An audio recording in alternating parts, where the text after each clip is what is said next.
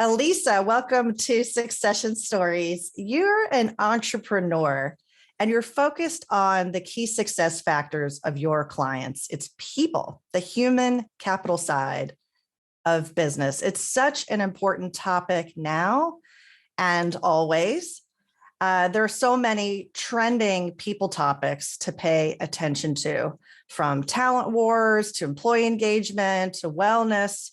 The well-being and stability of our teams is really under threat right now for our future success. A lot of topics like these will resonate with our audience because it's business owners, it's executives, it's anyone that's managing teams. So I'm so glad to have you on the show. It's time to talk to a people expert. What can we do? So welcome. Thank you so much for having me, Laurie. So let's start with you. Tell us about you. Tell us about your firm, Compass Business Solutions. Sure. We're a HR consulting and leadership development firm. We like to say we're everything about people.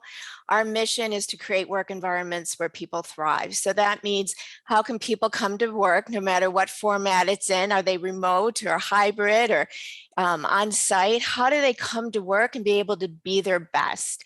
My background is sports. You'll hear me weaving in a lot of things about sports, but I feel that the head of people should be like the head coach of a team. And so our goal is to work with our clients to figure out what's their strategy, what's that win look like for each client, and then here's your talent, here's your team, who should be on your bench, and how do we build this team so that they can come to work, be their best, perform their best, meet your strategy, and again, what's that championship for each one of our clients? So pre-pandemic is sort of a phrase. So let's use that just as a time setter. Pre-pandemic, and we're still in it, and hopefully we will be out of it at some point. But when people are listening to this, and thinking about that, what that felt like and what that time was, to the time when we all had to switch gears very quickly. And we basically went from a percentage of total working population working from home from 25% to more than 60% overnight were some of the numbers that I've seen. And that's a dramatic change in a relatively short period of time. And on top of that is all the dynamics of what that means to work from home, right? Whether it's technology, whether it's family. So if you were going to talk about what clients are sharing with you, if we say, okay, what are the trending topics? You're a confidant to them. They ask you for advice and counsel separate from the core services that your firm provides. You talk with them one-on-one as a key advisor. What are some of the things that they are bending your ear about? Definitely about people. So we know that there's this, tsunami that's going to happen with people turning over. Our organizations were under the microscope in the worst parts of this pandemic. And you're right, we're not through it. And I think we now have to realize this may be the way that we operate for quite some time. So while things were under the microscope, our employees were looking at us. We can have all these great core values in our employee manuals on the walls, but they're looking at us in crisis to say, really, what are our values? So a lot of employees are saying, you know what, that wasn't so great. It wasn't so great how my employer handled this. And so as my kids go back to school, as things start getting a little more comfortable for me, I'm going to start looking. So we're seeing a lot of turnover in certain amounts of our clients. There's the general burnout that is happening, especially with our healthcare clients and in the hospitality industry. That's even more ratcheted than the rest of us that have general burnout from everything that we've been through in this last year and a half. So the idea of talent and re-recruiting strong talent, and what do we do with our talent who doesn't want to come back into these beautiful offices and building spaces that we've created for them? And what do we do when they come back? Are we okay in saying you have to be vaccinated? What's our policy going to be? What's the government policy going to be on this? There's a lot of things swimming around in our clients' minds right now, and we try to navigate that with them. Yeah, and ultimately, it's all about risk, and also about the balance with sort of the workplace dynamics. Let's unpack some of you just talked about some really important things. So I want to circle back to them. So the first one you mentioned is values. Yes. And for company, I always try to ask this question for folks who we can cover this on the show in this way. I say, how have your company's values helped you make tough decisions during the pandemic, or it could be at other times, but at this juncture, that's kind of what we're asking. And I love the answers, because the companies that have articulated values that are strongly woven into their culture are not making it up on the fly. And they are able to use those values to help them make tough decisions. And there's multiple examples of that from folks I've spoken with. Have you encountered clients that really have not articulated their values and said, oh, wow, now is the time? And you've worked with them on that? Yes. So the way that we look at culture at Compass is culture is the acceptable or unacceptable behaviors in your organization. So whether you call them core values, high performing behaviors, competencies, we use all these terms depending on how we want to customize it with a client. You really need to have those values be instilled in everything from the way that you're recruiting talent in, right? Do they fit those values so that we're not having to train people on values? They're coming into our organizations that way. And then are we recognizing when they are exhibiting those behaviors or not? And are there appropriate rewards and recognition when they do, right? So that is the way that we look at how do we build these core values. So with many of our clients, including ourselves, they should be guiding every single behavior that you've done throughout the pandemic. So even if you've had to furlough or had to downsize your team, for example, one of our core values at Compass is care. That's not just caring about the product that we're providing to our clients, but it's the way that we care about our team and each other in crisis. So how are you caring for them? Even if you've had to make hard decisions, those values should guide how you take care of people as they are in your organization, as they transition out. What we're finding a lot too, as people start really thinking about their values and how do they move forward from here, because they're getting feedback from their team because people are leaving or they're not happy, that they need to do a core values refresh. So we've done several of those to say, maybe your core values were the right values leading into the pandemic, but the world has changed so drastically. What now do you need to have for your strategy behaviorally to make sure that you achieve that? So those might be very different behaviors that differentiated you pre-pandemic to now where we are at this time. Core values refresh. I like it. I like it. The second thing you brought up was turnover. So hiring and turnover are people. It's so fundamental. If we don't have the right people on the bus, it's hard to move things forward. And this is a headline I see all the time. And even when I'm walking around and I go to a restaurant so I see it virtually on LinkedIn, we're hiring. Shout out to Jazz HR and companies like that do, help companies recruit great talent, but it's difficult, right? It's really difficult to find people. What strategies are you hearing from clients or are you helping them create these strategies that are working? How are they finding different sources of talent these days? That's a lot. There's a lot to unpack here. There's a lot. Yes. And first of all, we agree with Jazz HR, a local company. We're a channel partner. We're very proud to represent them. But an applicant tracking system is what we call post and pray. That's not going to work in this kind of environment. And you have to remember that even approaching the pandemic, we were one of our lowest unemployment rates going into it. So labor was scarce and we were already sensing that talent was going to be an issue, right? Now you have all the other factors that have accelerated in our workplaces. And so now our clients are saying to us, we've tried the post and pray and we're not even getting any hits, no resumes coming in whatsoever. So at Compass, we have done more retained searches and recruiting than we have in our 2 decades of existence. So what we're finding is our clients are trying to do it and it's not successful and they need additional help. So yes, you do need to do very strategically, how do we make placement of ads? We also really think that where we add value for our clients is in that job posting. The job posting is your brand, your marketing piece. This is where you have to put your marketing hat on and say, what's the kind of talent that we want? And what is our how does that reflected in the way we're posting these jobs? We worked with a small healthcare client in this region that's competing for nurses, and you can imagine in this environment how hard that is. And we worked with this individual because when this leader in the organization speaks about the organization, you get goosebumps, right?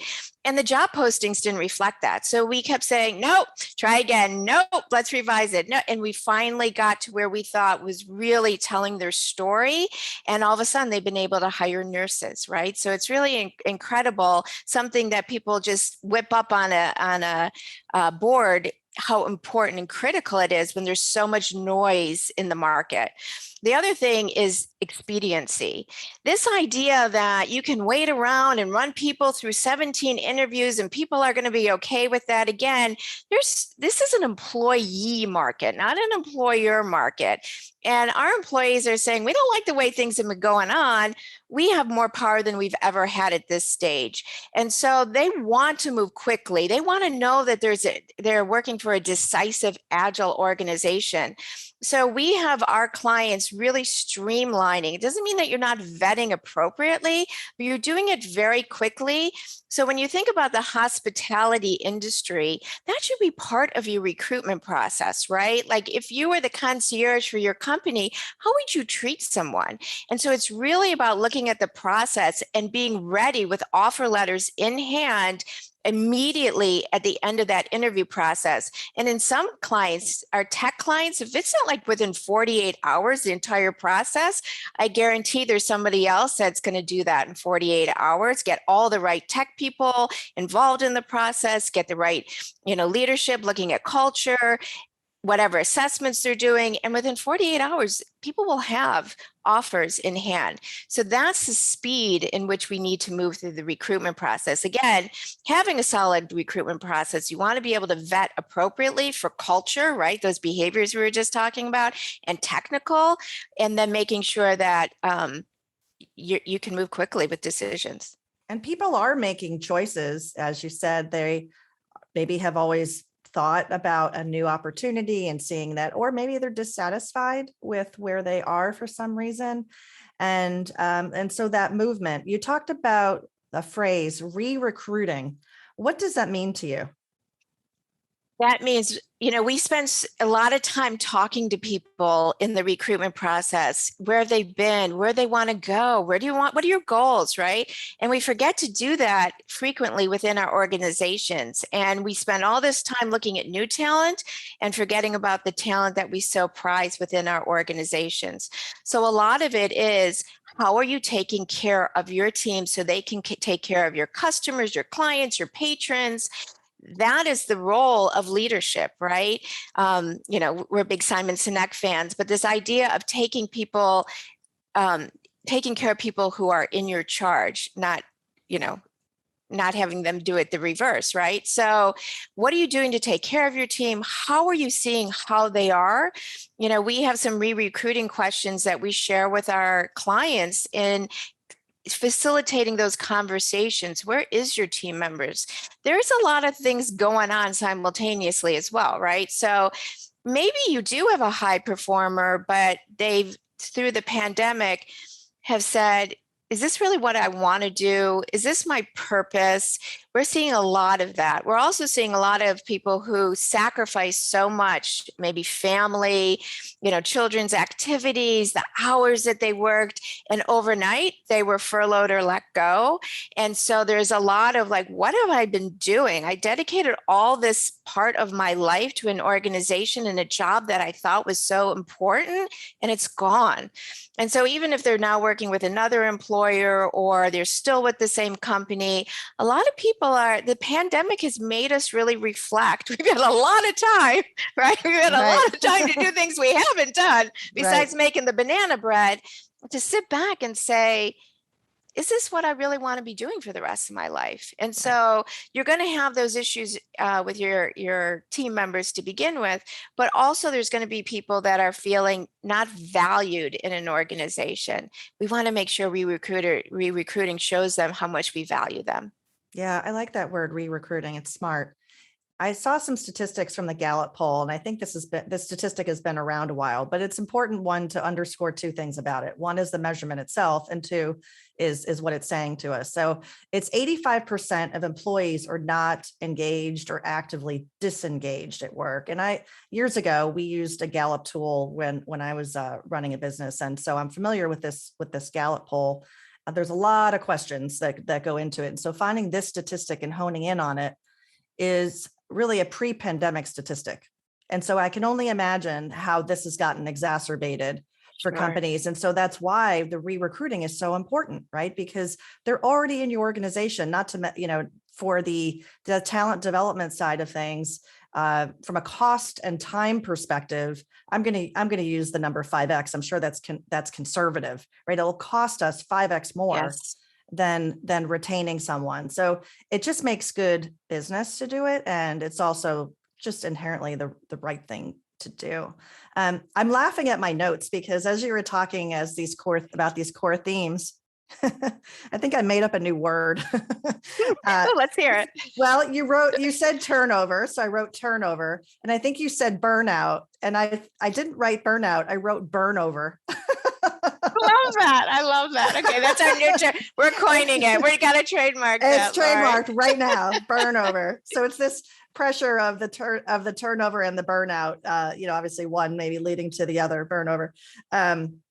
So as we think about that and how we're online all the time, and I saw this other word, remote working, presenteeism. Have you heard this word? Presenteeism? No, what does that mean? It's referring to us being overworked and overwhelmed and just feeling the need to be virtual all the time.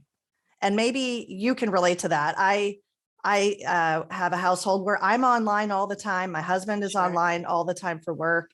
And, at night we just want to turn it all off and step away. But maybe there's people feeling like it's really hard to. And so that becomes this presenteeism. I got to be online all the time. And that's not sustainable. And so again, if our workers were already feeling not engaged prior to all of this, and now they're online and they're feeling this, how do your clients address this? How are they helping to rectify this situation? Again, lots to talk about. We're talking a lot about engagement, right? And so when we think about engagement, some of the data that we rely on is there a purpose in your organization, right? What drives people to wake up every morning and work for you? And so really being able to express that purpose. It's very easy, for example, in healthcare or some of the nonprofits we work, they have these amazing missions, right? So the purpose is very forefront. And if not, you have to help we work with a large steel manufacturer nationally. You might think that manufacturing steel is the purpose. Well, it's not. It's about the steel that's going into our infrastructure. It's the steel that goes into our military equipment. And so how we are really protecting our troops when we're making steel, right? You have to be able to, we worked once with a gymnastics school, and they thought that their purpose was to teach gymnastics. And their parents told them, that's not why we bring our kids here. We bring our kids here because you're helping in their development. So they realized they were in the child development business. So first you have to figure out purpose. Then you have to work with your team in figuring out what's the content, what is the work that they love to do, and aligning that. And we do that through the recruitment process. We do that through the re-recruitment process. And then we got to let them go, right? So we hear this all the time, don't like to be micromanaged. We want the support when we need support, but we also want to be trusted as adults. The last piece of engagement is we have to show to our teams, we care about you. We worked with another organization that said, oh, we're this great big family business. But when you looked at the schedules on the plant floor, maybe they were a family business, but the poor workers on the floor couldn't see their families because of scheduling. So we worked with them to get rid of that challenge, to make scheduling appropriate so there could be some work-life balance. So there's all these different factors going into engagement and taking care of your team members. But with the burnout, it really is about what are you doing to take care of your team so that they can perform their best. And so if you know your team members well enough, you're going to know that they're having difficulty with boundaries on Zoom or whatever platform. They're working too much. And it's our job as leadership to work with our team to support them and help them to develop those skills, or to check in on them and making sure that they're okay, to provide the right resources. So again, I think a lot of it is up to us as leaders to do our jobs. Is this the everyday check-in or something more formal, like a survey or something quantitative, or Well, both? I think all data points are really great. There are some clients that we have that have it frequently. You don't want to, again, get people that they're, oh, I got another one of these on my phone. It's, they're really not engaged in doing it because it's overkill. So you want to have the right cadence. But I think, even when we talk about performance management in organizations, people always come to us and they're like, what's the great technology to use for performance management? And I always say, it's this, right? Like, it's being able to talk to your team on a daily basis. So even when you're checking in, and if they're virtual in Zoom world or Teams, whatever, is to ask them, how's everybody doing today? How are you doing today? Picking up the phone, talking to people on your team.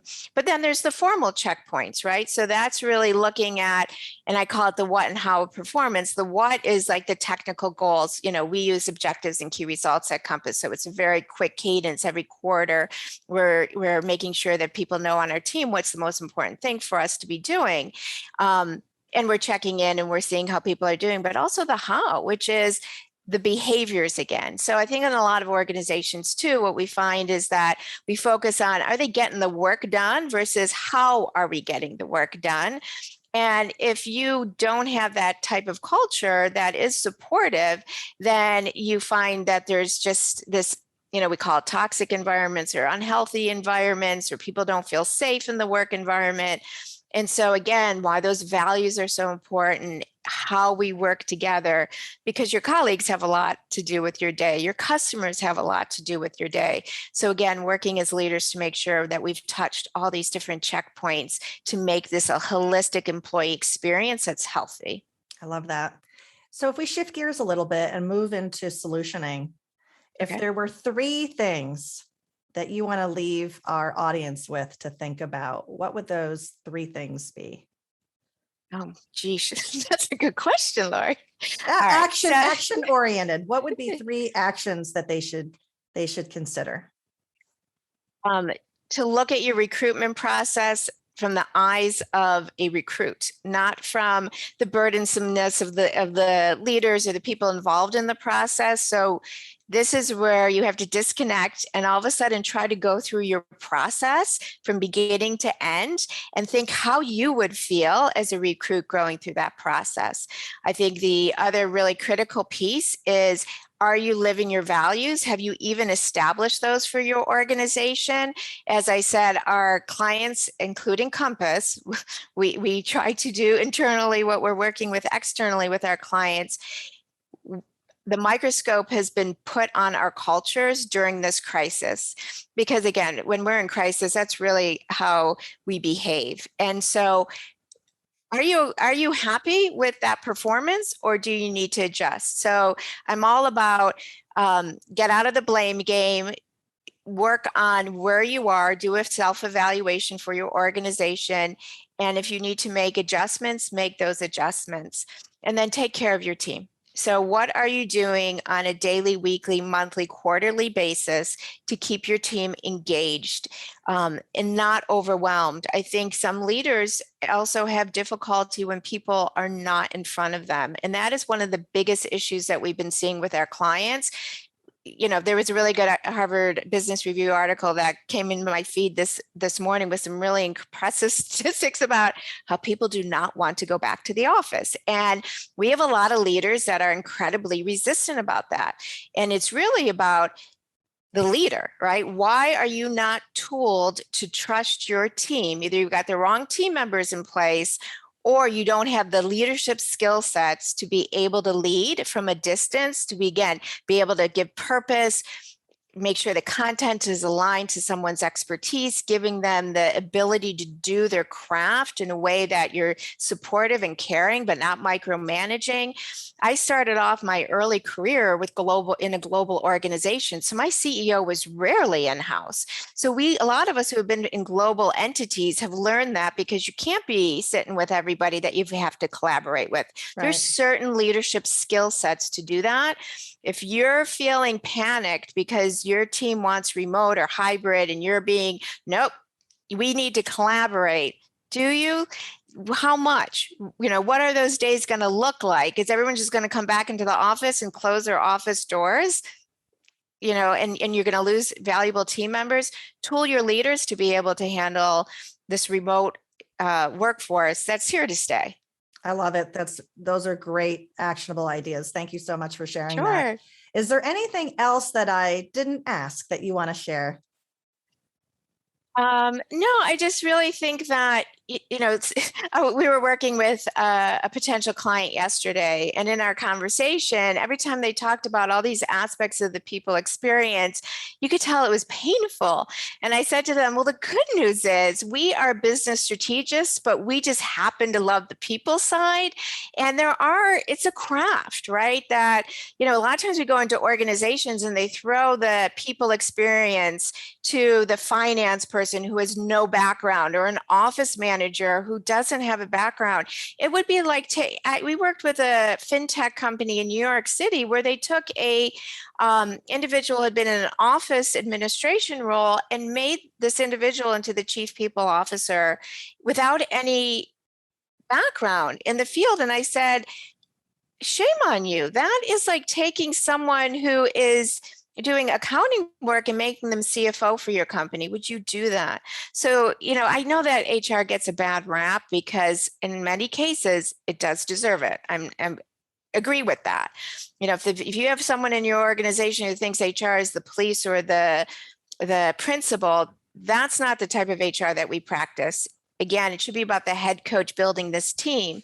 And that's a craft. And so you need to respect it. If you don't have it in-house at the level you need, reach out to Compass or another consulting firm to make sure that your business strategy is people first. That's smart. That's smart. And on that note, if people want to get in touch with you, Alisa, what's a great way for them to find you? Well, they can come on our website. It's compass-resources.com. So compass-resources.com. If you go into our info page, you can email us right through there. Look at our team, look at we're in every industry imaginable, including startups, small family businesses, all the way to global entities in excess of 40,000 employees. So we're so lucky. We get to learn, I think, more from our clients than they learn from us. We see all these great best practices, and it's our job to come to our clients and be able to customize those for them. That's fantastic. And as always, I love asking people if they have a favorite quote. And you said, oh yeah, I didn't even have to think about it. I just have this one. And have you had this favorite quote a long time? Yes, I have. And so when we talk about like self-care and self-management and leadership, a lot of times I'll start off with this quote, and it's from Lewis Carroll, who wrote Alice in Wonderland. And it says, if you don't know where you're going, any road will get you there. So I'm big on vision. That's my job as the leader of Compass, to say what our vision for our organization is. People can look really busy in an organization. I call it sort of the spinning top phenomenon.